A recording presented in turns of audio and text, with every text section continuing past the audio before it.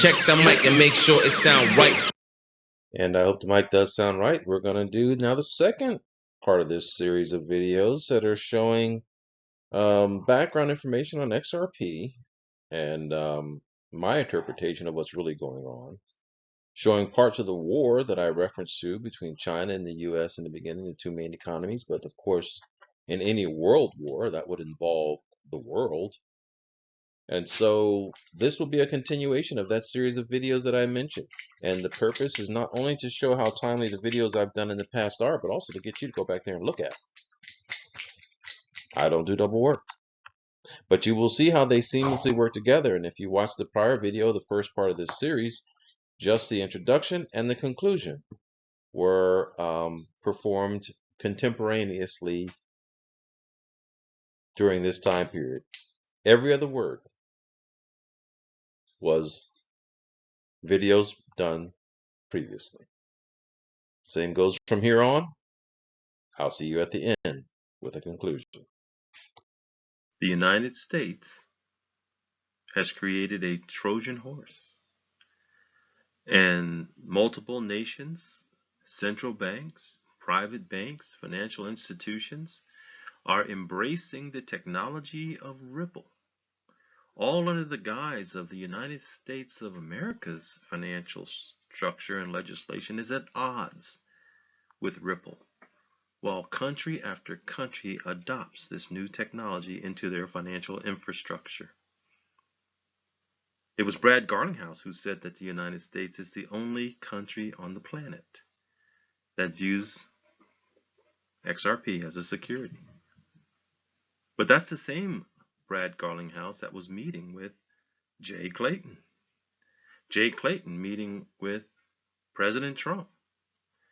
Do we really think that the United States of America, the SEC, the Treasury, Clayton, Garlinghouse, the President, are all unaware of the power behind this nuclear bomb, XRP, ODL, and the XRPL, instant liquidity?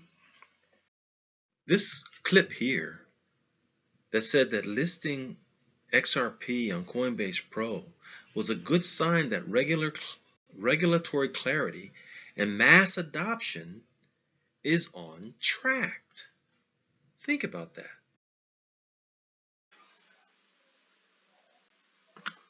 Really think about that, because that event occurred in February of 2019, a few months after Clayton was meeting with the Treasury and the President of the United States.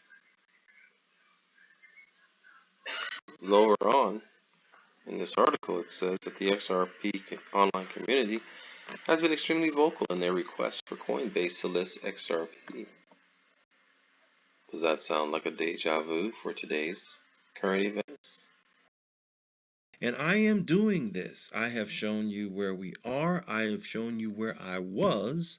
And I have shown you what I said, or let you hear what I said. Can I show you what I said?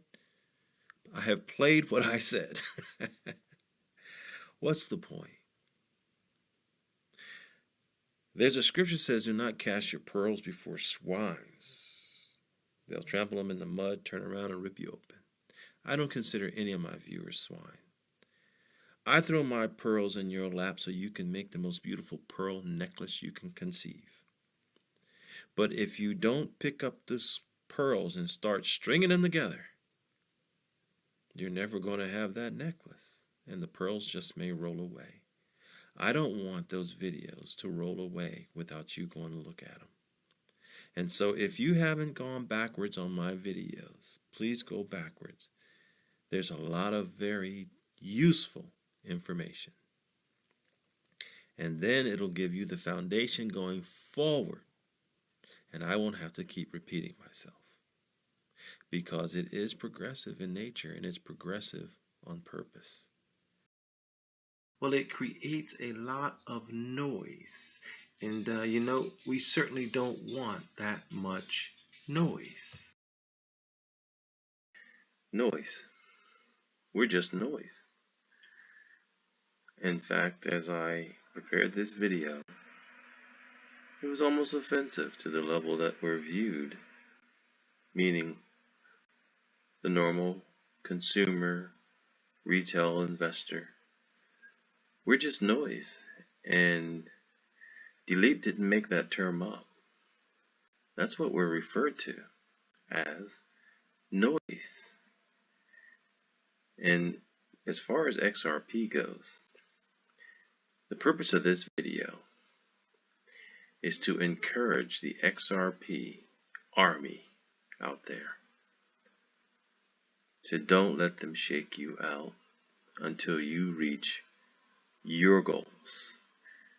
Because if you have the strength, the intestinal fortitude, and the patience, you will. But Brad Garlinghouse made it clear in a speech that he gave in response to an interview at the Yahoo Finance All Market Summit a while back. We've all seen it. For the sake of time, I'm just going to read it, and there you can see the questions that were asked of him, and he makes it quite clear. A consumer speculator is not our target market. Our target market are financial institutions that we can solve a big problem measuring trillions of dollars using these technologies. The answer is already in place. Free working capital with on-demand liquidity. The narrative has begun, folks. And I hope that this situation did not scare anybody out of their XRP.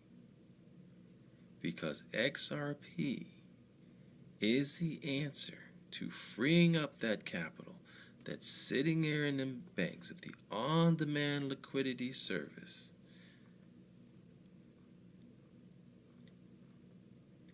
And we, who are in the XRP army, already own it. And they are more and more making it more difficult to get. I believe it's going to stay difficult to get. And I also believe that they're going to push towards more you'll be able to sell it than you'll be able to buy it. So get on that boat now if you're not on it, and if you are on it, hold on strong. Because the answer to freeing up that working capital and those Nostro Voster accounts is already there. And all it takes is the transition over for this $27 trillion to solve Evergrande's problem and everybody's problem. Could it be that both sides know whoever wins this war and control of XRP will control the financial world? Is that a possibility? Did the previous administration, under President Donald Trump, put into place and into action and motion the war strategy? Here's another Art of War quote. The greatest victory is that which requires no battle. If other countries are willingly adopting XRP and the XRP ledger and the on-demand liquidity, if they are willingly making it a part of their financial infrastructure, under the guise and belief that the United States is falling behind and suing this country with this wonderful, excellent technology, isn't that the best Trojan horse of all? They are willingly taking on the nuclear bomb in this World War III. But as you can see, U.S. and allies began cutting Russia out of an international financial system, SWIFT. And of course, they're going to give more scare tactics, just as they did with the scare of Russia invading Ukraine. And it's all building up for a reason. And I think that reason is financial. I'm going to tie in how I think that reason is financial. And I'm going to do so using some of my prior work Because interestingly enough, even though they're saying they're going to cut Russia out of SWIFT, we can see here the statement said that top European economies, Britain and Canada, would disconnect selected Russian banks from SWIFT, which will severely hurt their ability to operate internationally and prevent Russia's central bank from using its foreign currency reserves to evade Western sanctions. Is that really true? Um, I'm going to give you an outlook that says that might not be as true as what they're saying. It says while much of the international debate has focused on SWIFT, the steps against Russia's central bank and rich Russians could be even more striking and painful for Moscow. Rich in a socialist communist government, huh? Will go after their yachts, their luxury apartments, their money, and their ability to send their kids to fancy schools in the West. The ruble will fall even further. Inflation will spike, and the central bank will be left defenseless. Sounds pretty bleak for Russia. Now, you think they knew this could happen? My answer to that question is undoubtedly yes, because you can see from this article here, Russia ready to do without SWIFT in Ripple News, and you can see that this article was done by the staff in February, of 2018. I can't, why am I having so much trouble highlighting that? There we go. February 14, 2018. And so Russia was anticipating this. It says here that the calls for Russia to be stricken off SWIFT have been active since 2014, folks.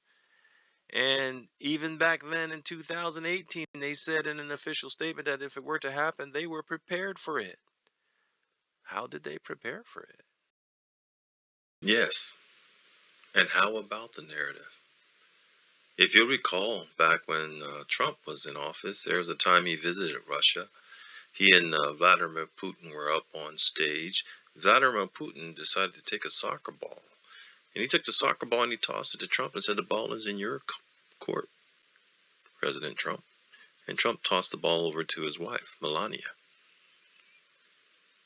Folks, the reason I'm saying that is because Russia's going to get around these sanctions. And when Russia gets around these sanctions, I expect that there's going to be a national security issue because the hegemony of the U.S. dollar is going to be under threat.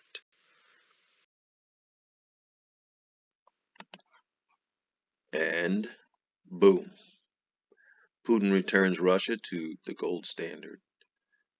President Putin returns Russia to the gold standard is news released on March 4th. Today is March 7th. And the editor's note from Nick Stamatakis. Hope I said that right, Nick. I doubt you'll ever see my video. I can call you Stamatakis if I want. If you see it, comment. Vladimir Putin took a huge step today to stabilize the ruble by returning to the gold standard, i.e. backing up the ruble with gold. This rule was abandoned in the West in 1971 by President Nixon, and since then it led to an economy that is unstable and fake based on the printing of money. This is an excellent move for Russia, except the West will only have one option now: to go to war with Russia and eliminate the danger, or try to assassinate Putin. Because we can see here in this article, Russian gold-backed crypto slams the global US dollar standard as well. And so we see an attack on the petrodollar. We see an attack here via cryptocurrencies of gold-backed crypto and gold-backed currency from Russia that threatens the hegemony of the US dollar. And folks, that makes this a currency war on the greatest scale. And it's breaking US dollar bonds, it goes on to say. And it says here, Russia has honed in on gold reserves as a way to fight the US dollar hegemony already.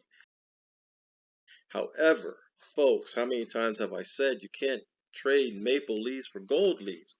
And if Russia has gold-backed money and gold-backed crypto even, would you be willing to trade your paper money for gold-backed money?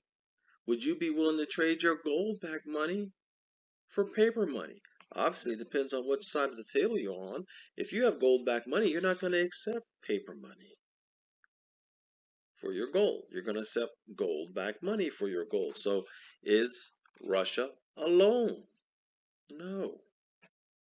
Because we can see here on this News Punch article, and this News Punch article dates all the way back to March 25th of 2018, that back then Russia and China both were rolling out 100% gold-backed currency. Back then it sounded like a threat, didn't it? It sounded like a possibility. It says here that they have outlined plans to create a 100% gold-backed currency system, monetary system, to replace the US dollar as the world's dominant currency. And if we scroll down a little more on this article, it shows that the Central Bank of Russia has been steadily amassing vast gold reserves since 2015, accumulating 1,828.56 tons by the end of 2017. Can you see how old this article is? But see how the move is underway, how Russia has been aggressively pursuing an increase in their gold reserves, as you can see illustrated on these graphs as well. Their purchasing of gold with the plans to do what they said, back their currencies with gold, and China and Russia working together on this effort. And were they successful? In front of you, both Russia and China have gone and are going gold back, and I'm going to tie this in even bigger. And what it is doing, folks, whether you want to admit it, face it, or not, it's fading the US dollar hegemony. Now, they're giving a different story here in the United States out of pride and ego and deception as the reasons as to why this is happening. But the most certain thing that is happening, folks, is that there is a new monetary system coming into place. And as a part of that new monetary system, it includes the globe. Now, some would say, nah, the U.S.'s economy is too big, The U.S. economy is just too big for them to be successful. I talked about gold, okay? Read the tea leaves, folks. It might be a good place to put your money. That's a side note. But see, China's not alone. Russia's not alone. Saudi Arabia, another oil country, and China are forming close ties. China needs oil. So who do you think Saudi Arabia wants to take their money for? Gold-backed Chinese and Russian currencies or fiat American currencies? There's your answer right there. Because you see, this gold standard is a monetary system. It's not like it's a new thing in the sense that it never occurred before. So it shouldn't be too hard to wrap our heads around it, because the only thing that changed it is when the United States unilaterally terminated it. Okay? Wrap your heads around it, folks. Because see, China almost certainly owns more gold than the U.S. Let's consider that point. But this article speaks on why China might want to own a lot more gold than it's admitting. Now, we know they keep a lot of things behind that Chinese socialist curtain, folks, just like the old Iron Curtain, if you remember that. It says here, we've seen many examples over the last few decades of how the United States weaponizes the dollar, exploiting its status as a global reserve currency. Okay, so the sanctions on Russia, this is timely stuff here, folks, and its removal from the SWIFT messaging system this week are perhaps the most dramatic examples of all. Russian citizens have had their wealth decimated. That's a U.S. narrative. Okay, I don't buy that they had their wealth decimated. Their money turned into gold-backed money. It'd be nice if the U.S.'s money turned into gold-backed money, and it will have to survive, and we'll touch on that too. it says China cannot be beholden to a banking system that is run by the West, the U.S. especially, which is one of their weapons of war. Keep that in mind, folks. We are in a war. Okay? Russia, according to official figures at least, is the fifth largest gold owner of the world. Okay, and so if we look at the quote unquote stats, at least the presumed accurate stats, we can see the USA has over 8,000 tons. I've said it before in prior videos. And then you have Germany, Italy, and France, 2.4, 2.4, 3.4. So you got 2, 4, and 3 is 7, 8. So like I mentioned in one of my prior videos, the USA has as much, according to the accepted stats, as much as the next 3 in line. And then we get down to Russia, who keeps accumulating their gold, and then China, who keeps accumulating their gold. And I'm going to show how this is a bigger threat to the hegemony of the US dollar than one would accept, or one would be on the surface cognizant of. And so let's talk about that. The happy campers that you see here are the BRICS nations. In the middle, we have Brazil. Next to him, on his right, our left, you have Russia. And then you have India on his left. And then you have China, far right, our left. And then you have South Africa, far right, his left.